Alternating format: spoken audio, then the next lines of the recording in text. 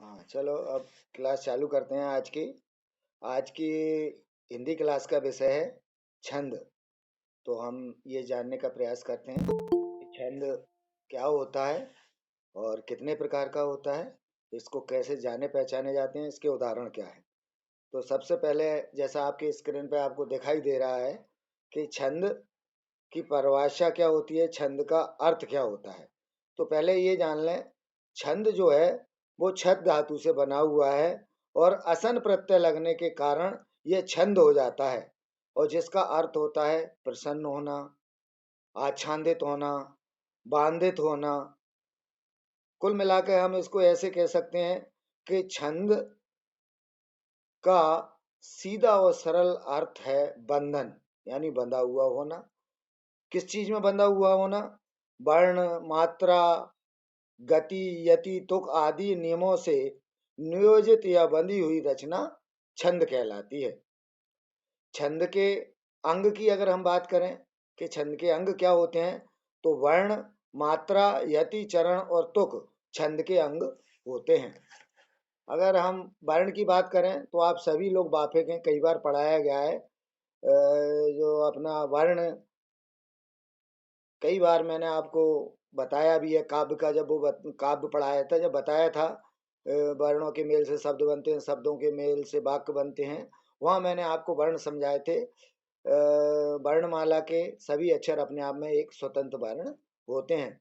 तो जहाँ वर्ण है तो वो आपको समझ जाना चाहिए कि ये दो प्रकार के होते हैं, लघु और गुरु। मात्रा की बात करें तो किसी वर्ण को बोलने में जो समय लगता है, हम थोड़ा सा रुकते हैं या कितना रुकते हैं, उसका मापन ही मात्रा है। जो समय लगता है उसे हम क्या कहते हैं? मात्रा कहते हैं। ये भी दो प्रकार से इसका मापन किया जाता है, लघु और हाश, या लघु और गुरु। इस प्रकार से हम इसको जानते हैं। अब हम बात करें यति। यति क्या होती है? यानी वाचन में, वर्ण शब्द वाक्य के वाचन में जो रुकने का स्थान है, हम कहाँ पर कितना रुक रहे हैं, रुकने को ही यति कहते हैं। छंद पढ़ते समय जहाँ कुछ समय के लिए हम बाधित होते हैं, रुकते हैं, संकेतक विराम चिन्ह का प्रयोग किए जाते हैं, वो शब्द यति के अंतर्गत आते हैं। चरण या पाद, अगला अंग है चरण या पाद। तो छंद के एक भाग को चरण या पाद कहते हैं। प्रत्येक छंद में चरणों की संख्या निश्चित होती है, जैसे 4 पद, 6 पद आदि आदि। अंत में आता है एक तुक। पांचवा हमारा छंद का जो अंग है उसे कहते हैं तुक। ये क्या होता है?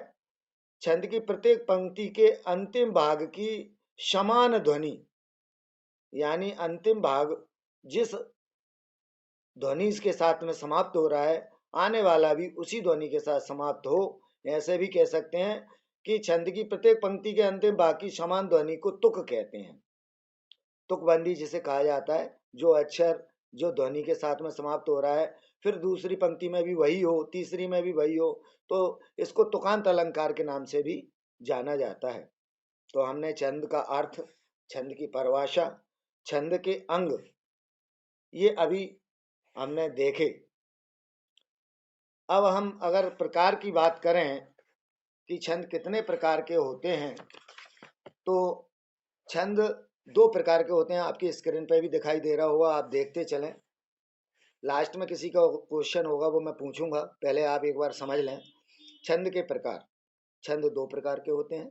नंबर 1 मात्रिक छंद और नंबर 2 वार्णिक छंद। यहाँ आप सभी जानते हैं इस प्रकार से कि मात्रिक छंद और वार्णिक छंद। अब बात आती है पहला वाला जो है मात्रिक छंद, ये क्या होता है? तो मात्रिक छंद ये पहले प्रकार का छंद है। इसमें क्या किया जाता है, जैसा नाम से ही स्पष्ट हो रहा है, मात्रिक छंद, यानी इसमें मात्राओं की गणना की जाती है, या जिस छंद में मात्राओं की गणना की जाए उसे मात्रिक छंद कहते हैं। आप स्क्रीन पे सामने देखते चलें। लघु मात्रा को एक पूर्ण विराम जैसे चिन्ह से प्रदर्शित किया जाता है, और जो गुरु मात्रा होती है, बड़ी मात्रा होती है, उसको एस शब्द जैसा एक होता है। क्योंकि मैं बोर्ड पे नहीं, ऑनलाइन हूँ, इसलिए आप स्क्रीन पे जरूर देखें और इसको पहचानते चलें। लघु की गणना स्क्रीन पे दिखाई दे रहा है बेटा सामने? सभी को दिखाई दे रहा है ना स्क्रीन पे?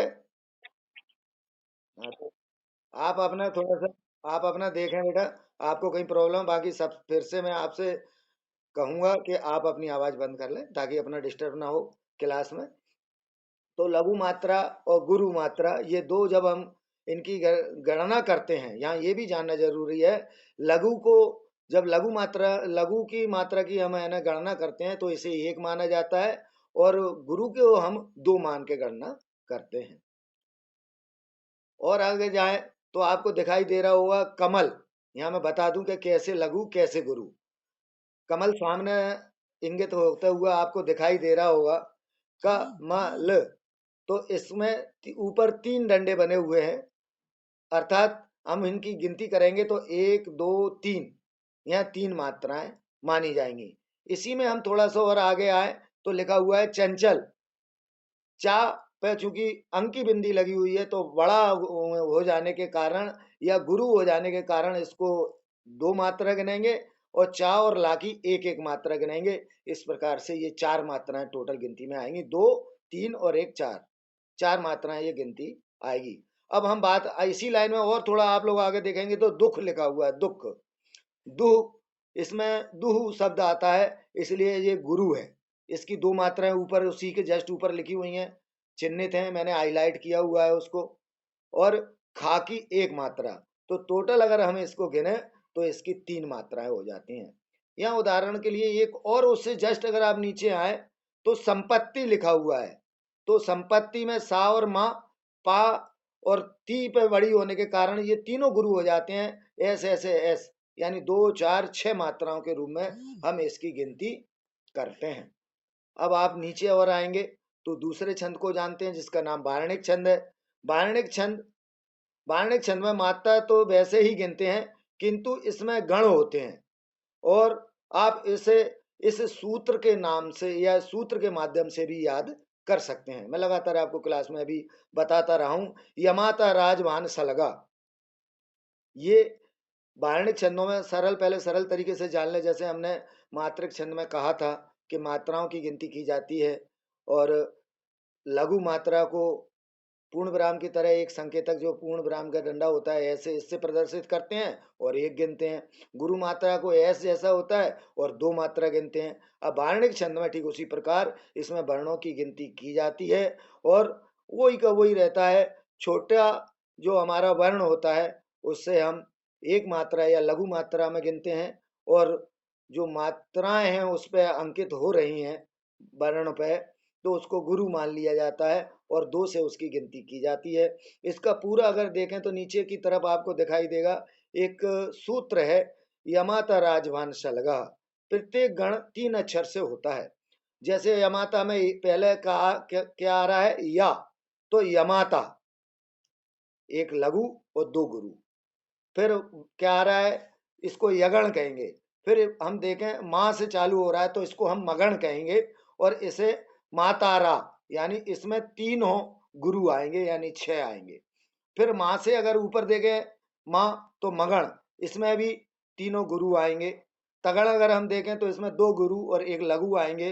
रगड़ की बात करें तो एक गुरु, एक लघु और अंत में भी गुरु होगा। जगन की बात करें तो एक लघु, एक गुरु और एक लघु होगा। वगन की बात करें तो एक गुरु और दो इसमें लघु होंगे। नगन की बात करें तो तीनों इसमें लघु होंगे। सगन की बात करें तो पहला और दूसरा लघु और अंतिम इसमें गुरु होगा। और अंत में इसमें यह भी जानना जरूर है कि लघु के लिए एवं ग गुरु के लिए प्रयुक्त होता है, जैसा आपको सामने दिखाई दे रहा होगा। ये अभी हमने छंद की परिभाषा, छंद के प्रकार के बारे में जाना। अब हम ये जानने का प्रयास करते हैं, आपके स्क्रीन पर मैं बदल रहा हूं, आ गया है सामने कुंडलियां छंद। तो इसको जानने का प्रयास करते हैं कि कुंडलियां छंद क्या होते हैं, इसकी क्या विशेषता है, ये मात्रिक है, ये वार्णिक है, क्या है, ये हम जानने का प्रयास करते हैं। तो आप सभी लोग ध्यान दें, कुंडलियां छंद। कुंडलियां छह पंक्तियों का छंद है, और इसके प्रथम दो दल दोहे के होते हैं, और अंतिम जो दल होता है, जो अंतिम दल होता है वह रोला का होता है। इसके प्रत्येक चरण में 24-24 मात्राएं होती हैं। जैसे कि आया मात्राएं, तो हम तुरंत इसकी पहचान हो जाती है कि यह कुंडलियां एक मात्रिक छंद है। और इसके प्रथम प्रथम जो दो दल हैं वो दोहे के होते हैं, और अंतिम जो दल हैं, चार दल जो शेष बचे हुए हैं, वो काय के होते हैं, रोला के होते हैं। और इनमें प्रत्येक चरण में 24-24 मात्राएं होती हैं। अब हम इसको भी जानना चाहेंगे कि 24 मात्राएं होती भी हैं कि नहीं। तो आप सबसे ऊपर वाली लाइन देखें, इसका पद है सोई अवसर के देखें फिर से, सोई अवसर के परे को न सहे दुख दंद, जाए बिकाने डोमगर, बे राजा हरचंद करे मरगट रखवारी, धरे तपस्वी भेष परे अर्जुन बलधारी, कह गिरधर कब राय तपे वह भीम रसोई, को न करे घट काम सरे अवसर के सोई। इस पद की अगर हम पहली लाइन को इसमें देखते हैं, जैसे इनने कहा है कि 24-24 मात्राएं होती हैं या नहीं होती हैं, तो सभी छात्राएं ध्यान देंगी सोई। और जो एक पूरा का पूरा मेरी पहली लाइन है, उसके ऊपर मात्र जो ऊपर है मात्राओं की गणना की जा रही है। देखें कैसे, सोई गुरु गुरु, अवसर चारों लघु लघु, के गुरु, परे दोनों लघु, को गुरु, न लघु, सहे लघु और एक गुरु, दुख दोनों लघु और द्वंद दोनों गुरु। अगर हम गिने, अब इसको आप लोग भी गिने हैं मेरे साथ साथ, ऊपर वाली जो हमें जो गुरु होती है उसको दो मानते हैं और लघु को एक मानते हैं। तो पहले दोनों क्या है, गुरु हैं। तो दो, दो दूनी चार, 5 6 7 8, 8 और 2 10, 11 12, 12 और 2 14, 15 16, 16 और 2 18, 19 20, 21 22 23 24। तो ये साबित हुआ कि इसकी प्रत्येक पंक्ति में 24-24 मात्राएं होती हैं। और हम आगे कहीं कोई दूसरा भी दे सकते हैं, रहिए लटपट काट दिन, बरु धामे मोह सोए, चाहे न बाकी बैठिए, जो तर पत्रो होए, जो तर पत्रो होए, एक दिन धोखा दे है, जो दिन चले बयार टूट के जर्जर जे है, कह गिरधर कब राय छाए मोटे की गई है, पाती सब जर जाए तऊ छाया में रहिए। इसमें भी अगर हम देखते हैं ऊपर वाली लाइन में देखते हैं, बीच में भी कहीं भी देख सकते हैं आप, रहिए लघु लघु गुरु, लट लघु लघु, पट लघु लघु, काट लघु गुरु, दिन लघु लघु, बरु लघु लघु, धामे गुरु गुरु, मो गुरु, सोए गुरु और लघु। हम ऊपर गिने 1 2 2 2 4 5 6 7 8 9 10 11 12 13 14 15 16 17 18 19 20 21 22 23 और एक 24। तो आपने देखा इसमें किसी भी लाइन में इसी प्रकार से ये पाया जाता है। अब आप नीचे आएंगे, अगला जो छंद है वो घनाक्षरी छंद है। इसको भी जानने का प्रयास करते हैं कि क्या होता है। घनाक्षरी छंद के प्रत्येक चरण में 32 वर्ण होते हैं, और वर्ण होते हैं तो हम इसको कहेंगे कि यह एक वार्णिक छंद है। और इसके प्रत्येक चरण में 32 वर्ण होते हैं। 8 8 8 8 पर यति और अंत में गुरु लघु आते हैं। 8 8 दूनी 16, 8 24, 8 चौक 32, यानी 32 वर्ण इसमें प्रत्येक चरण में अनिवार्य किए गए हैं। देखते हैं होता भी है कि नहीं, देखते हैं आगे। हम उदाहरण पे आए, नगर से दूर कछू गांव की सी बस्ती एक, हरे भरे खेतों के समीप आती अभिराम, जहां पत्र जाल अंतराल से झलकते हैं, लाल खपरेल श्वेत छज्जों के सांवरे धाम। पहली वाली लाइन में देखें, नगर तीनों इसमें लघु होंगे, से गुरु होगा, दूर गुरु और लघु, कुछ तो ये दोनों लघु होंगे, गांव गुरु और लघु होगा, की गुरु होगा, सी गुरु होगा, बस्ती लघु और गुरु होगा, और एक गुरु और लघु होगा। अब हम इसमें इसकी गणना चाहें तो कर सकते हैं। 3 2 5 6 7 8 9 10 11 12 13 14 15 16 17 18 19 20 21 22 23 24 25 26 27 28 29 30 31 और एक 32। इस प्रकार से इस 32 वर्ण का 8 के यति वाला जो छंद है उसे हम गणाक्षरी छंद के नाम से जानते हैं। और अगर हम आगे चलें तो अब आपके स्क्रीन पर दिखाई दे रहा होगा मंदकांता छंद। इसकी भी हम यहाँ बात कर लेते हैं। यह छंद मगण बगण नगण तथा 2 तगण तथा 2 गुरुओं के योग से बनता है। इसके प्रत्येक चरण में 17 वर्ण होते हैं। चौथे, छठे और 7वें वर्ण पर यति पाई जाती है। इसमें विराम कहाँ कहाँ होता है? चौथे, छठे और 7वें पर।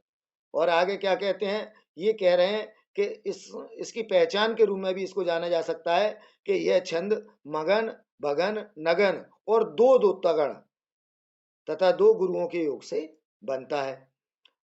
और प्रत्येक चरण में 17 वर्ण होते हैं और चौथे, छठे, 7वें वर्ण पर यति होती है, यानी विराम होता है। देखते हैं इसमें। दाता द्वारा सृज जग में हो धरा मध्य आके, पाके खोए विभव कित प्राणियों के अनेकों, जैसा प्यारा विभव वज्र के हाथ में आज खोया, पाके ऐसा विभव ना वसुधा में ना खोया किसी ने। एक एक देखें। धाता यानी दोनों गुरु, द्वारा दोनों गुरु, सृजित 1 2 3 ये लघु, जग दोनों लघु, मैं गुरु, हो गुरु, धरा एक लघु एक गुरु, मध्य एक गुरु और एक लघु, आ गुरु और के गुरु। नीचे वाले ये लाइन पे आ जाए।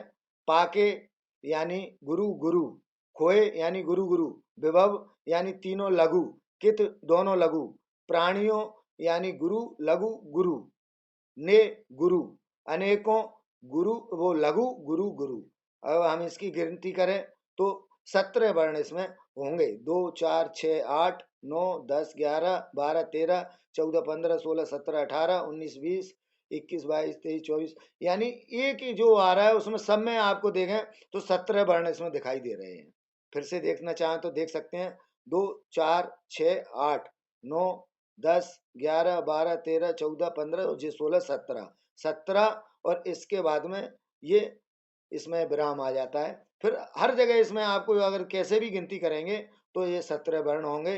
और छठवें, सातवें, चौथे, छठवें, सातवें पर इसमें विराम या यति पाई जाती है। इसके बाद अब हम थोड़ा और आगे चलेंगे तो हमें दिखाई देगा छप छंद।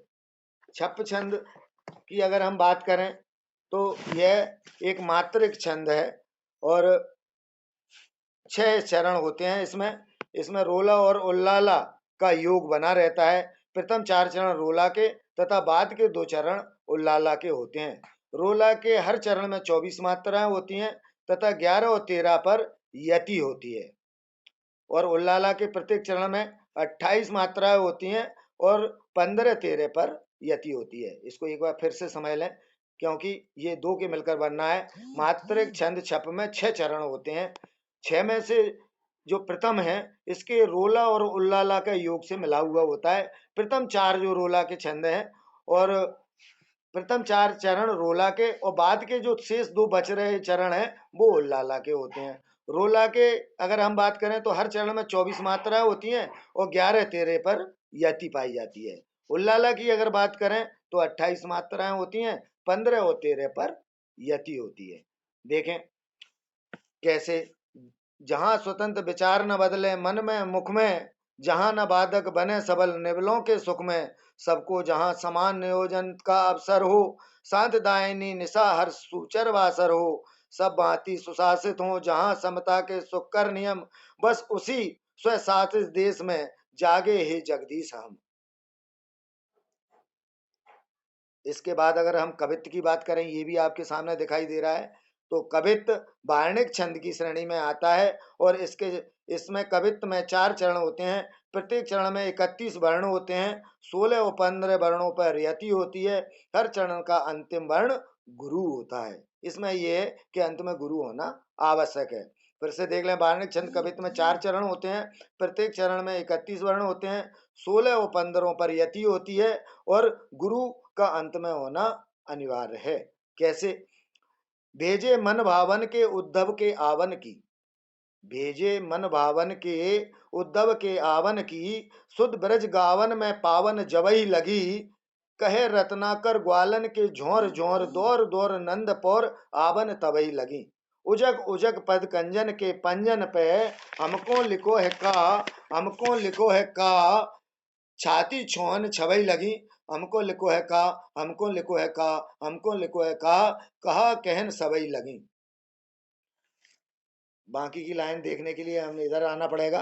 ये देखें, पेक पेक पाती छाती छोहन छवई लगी, हमको लिखो है कहा, हमको लिखो है कहा, हमको लिखो है कहा, कहन सबई लगी। ये आपका कवित्त छंद का उदाहरण है। अब अगर हम बात करें सवैया छंद की, तो सवैया छंद क्या होते हैं? सवैया छंद में 22 वर्ण से लेकर 26 वर्ण तक होते हैं। ये चूंकि शब्दों में, अंकों में ये बात आ रही है, तो ये आपको याद करना पड़ेगा और पहचान की इसकी मैं आपको सामने रखता ही जा रहा हूँ, समझाता जा रहा हूँ, समझें आप। सवैया छंद में 22 वर्ण से लेकर 26 वर्ण तक होते हैं, यानी 22 से लेकर 26 वर्ण इसमें पाए जाते हैं। इसके कई प्रकार हैं। यहाँ मतकंद तथा दुर्मिल दो प्रकार के दिए जा रहे हैं, जिनको हम आपके सामने समझाने का प्रयास करेंगे। आपके स्क्रीन पे हैं इस कौन कौन से। सबसे पहले ले लेते हैं मतगंध सवैया को, मतगंध छंद को ले लेते हैं। परिभाषा मतगंध की क्या होगी? मतगंध 4 चरण होते हैं, प्रत्येक चरण में 23 वर्ण होते हैं। वर्ण 7 बगण और 2 गुरु के क्रम में होते हैं। फिर से सुन लें परिभाषा इसकी। मतंगण के 4 चरण होते हैं, प्रत्येक चरण में 23 वर्ण होते हैं, वर्ण 7 बगण और 2 गुरु के क्रम में होते हैं। उदाहरण, शेष महेश गणेश दिनेश, सुरेश जाहे निरंतर गावे, जाहे अनाद आनंद अखंड, अछेद अभेद सुभेद बतावे, नारद से सुख व्यास रटे पति, हारे तऊ पुन पार न पावे, तहे अहिर की छोकरियां, छचियां बर छाछ पे नाच नचावे। ये हमारा मतगंध छंद का उदाहरण है। इसमें एक और आता है दुर्मिल। दुर्मिल पर भी विचार करके देखते हैं। दुर्मिल में 4 चरण होते हैं और प्रत्येक चरण में 24 वर्ण पाए जाते हैं। फिर से सुन लें, दुर्मिल में 4 चरण होते हैं, प्रत्येक चरण में 24 वर्ण होते हैं। कैसे? देखें कैसे। पुरते निकसी रघुवीर बधु, धर धीर दये मग में डग द्वय, झलकी बरभाल कनी जलकी, पुट सूख गए मधुरा धरवे, फिर बूझत हैं चलनो अब कहते, पण कुट करे हो कित हवे, तिय की लख आतुरता पिय की, अखियां अतिचार चली जल स्वयं। इसमें आपने देखा 4 चरण सामने स्पष्ट दिखाई दे रहे हैं और 24 वर्ण आप इसमें किसी भी प्रकार से गिन सकते हैं। अगर आपको इसका अर्थ समझ में नहीं आ रहा हो तो मैंने अर्थ इसलिए नहीं लिया क्योंकि अर्थ बहुत हो जाता है। आपके दुर्मिल वाले एक अर्थ को मैं यहाँ कर देता हूँ, आप चाहेंगे तो और जो भी कहेंगे उसका भी कर दूंगा। पहले इसका अर्थ देख लें क्या होता है। पुरते निकसी रघुवीर बधु, भगवान राम जब वनवास को जाते हैं तो राम लक्ष्मण के साथ सीता जी भी बड़े उत्साह से जाने के तैयार हो जाती हैं और उनके साथ में चल देती हैं। पुरते निकसी रघुवीर वधु, यानी रघुवीर वधु यानी सीता जी अयोध्या से बड़े उत्साह के साथ में धर धीर दये मग में दो, धर धीर दये मग में डग दोय, यानी राम लक्ष्मण के साथ में सीता जी भी बड़े धैर्य पूर्वक कि नहीं हम तो आपके साथ जाएंगे, आपके साथ ही रहेंगे, सिर्फ 2 कदम चलते हैं। इसमें राजकुमारियों की कोमलता का वर्णन किया गया है कि वो कितनी कोमल हुआ करती थी। सीता जी सिर्फ अयोध्या से जंगल की ओर 2 कदम चलती हैं और 2 कदम चलने पर उनकी क्या हालत होती है देखें। झलकी भरभाल कनी झलकी, उनके माथे पर पसीने की बूंदें झलकने लगती हैं, दिखाई देने लगती हैं। पुट सूख गए मधुरा दरवे, वे होंठ जो हमेशा मधुरता से, हास्य से, मुस्कुराहट से भरे रहते थे, प्यास के कारण सूखने लगते हैं। फिर पूजत हैं चलनो अब कहती, सिर्फ 2 कदम चली हैं, फिर उसके बाद कहती हैं फिर बूझत हैं चलनो अब कहते, अभी कितना और चलना पड़ेगा, पर्णकुट करे हो किताबें, आराम करने के लिए पर्णकुटी अर्थात पर्तों की कुटिया कहां पर बनाएंगे। तिय की लख आतुरता पिय की, अखियां अतिचार जली चल जाए। राम जब अपनी प्रिय पत्नी की इतनी आतुरता, इतनी अधीरता, इतनी व्याकुलता को देखते हैं तो उन्हें लगता है कि ये सारे कष्ट मेरे कारण भोग रही है, और ये सोचकर उनकी आंखों से, राम की आंखों से, भगवान राम की आंखों से अखियां अत्याचार चली जल चुए, आंसू की धारा टपकने लगती है या आंसू टपकने लगते हैं। तो आज आपने हमने छंद का अर्थ, छंद के अंग, छंद के प्रकार और प्रकारों का विश्लेषण सभी बड़े विस्तार से किया। थोड़ा सा मैं यहाँ ये समझ सकता हूँ कि बोर्ड पर ना होने के कारण हो सकता है गिनती में आपको दिक्कत आई हो, लेकिन इस स्क्रीन के माध्यम से मैंने प्रयास भी किया कि आपको समझा सकूं। और फिर भी अगर कुछ शेष रह जाता है तो क्लास में ही आप आकर के इसको देख सकते हैं, क्योंकि आपका क्वेश्चन लेके उसको पर्टिकुलर समझाना बोर्ड पर ही संभव है, ऑनलाइन इतना नहीं होता है। फिर भी आपका जो क्वेश्चन हो आप मेरे से कर सकते हैं, या आप लोग नहीं कर रहे हैं तो मैं पूछूं फिर।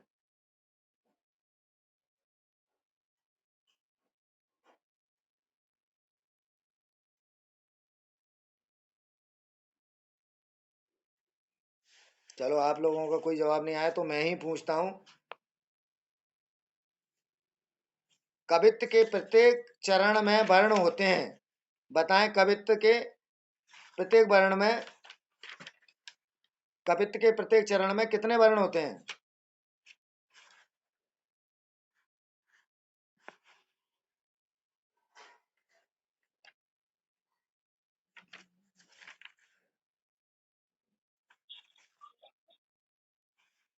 फिर से सुन लें, कवित्त के प्रत्येक चरण में कितने वर्ण होते हैं?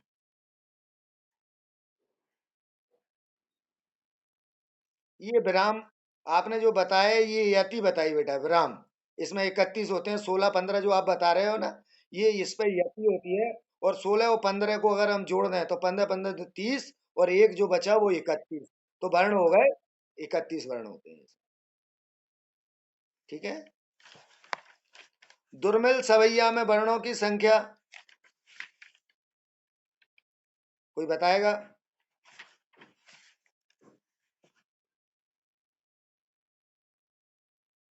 बिल्कुल सही है, आपने सही बताया।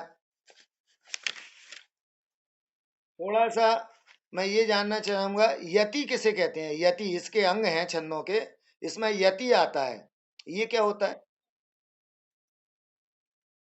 यति माने होता है रुकना, विराम करना, ठहरना। हाँ। अति होता है, वो आ नहीं है, ये या है, यति। ठीक है। चरण या पाद, इसके बारे में आप समझते हैं सब लोग? किसी छंद के एक भाग को चरण या पाद कहते हैं। चरण या पाद क्या होता है? छंद का एक भाग होता है, उसे हम ये नाम दिया गया है। तुक क्या होती है? पंक्ति के अंतिम भाग में, जैसे देखें, ठाकुर ठसक, ठसक बिन ठाकुर, बिन ठाकुर के ठसक नहीं। तो यहाँ जो शब्द अंत में आ रहा है, हर लाइन में, हर चरण में वही लास्ट में आए, इसे हम तुक कहते हैं। आशा करता हूं आपको समझ में आया होगा, और आज आप लोग जुड़े उसके लिए धन्यवाद। आप इसको फेयर करें और मुझसे चेक करें, और अब आप अपने हाफ ईयरली जो अर्धवार्षिक एग्जाम चालू हो रहे हैं 1 तारीख से, उसकी तैयारी करें। धन्यवाद।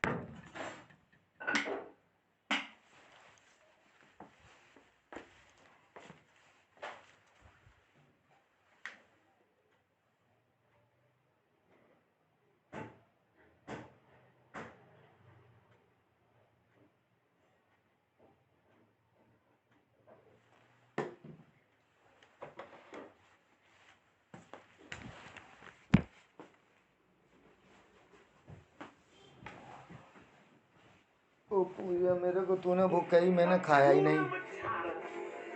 डिज्नी स्टोरीज को देखिए एयरटेल के चैनल नंबर 446 पर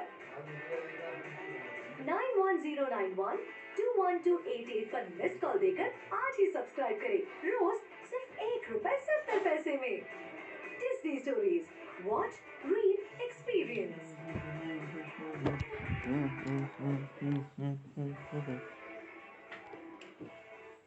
बंद तो कर देते हैं।